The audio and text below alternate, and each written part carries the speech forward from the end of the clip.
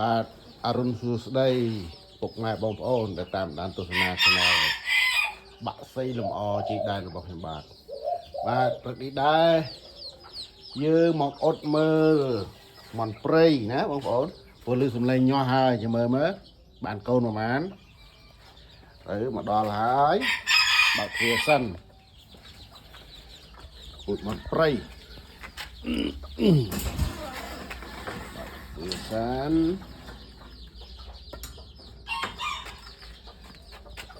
នេះ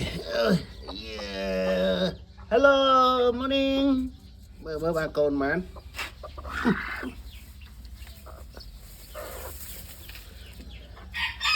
វ៉ាវយកអស់ហើយបងប្អូនបាន5ក្បាលអូនៅពងមួយ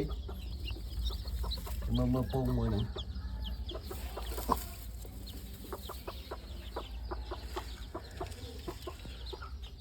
អូពងមួយនេះប្រហែលជាអត់ញាស់ទេពួកអត់មានស្នាមអីផង5ក្បាលហើយរៀនទីចេមមន់ព្រៃដំបងបងប្អូនមើលដាក់ចុះទៅលើសម្បុកទាំងព្រឹកទៅហ្មងព្រឹកនេះព្រឹកថ្ងៃទី29ខែ29ខែវិច្ឆិកាឆ្នាំ2025នេះរៀបកន្លែងត្រៀមរៀបឲ្យវាពីល្ងាចទៅហើយដាក់នៅនឹងហ្មងស្អាតណាស់កូនអើយមើលសក់កាត់រឿងមេនឹងអស់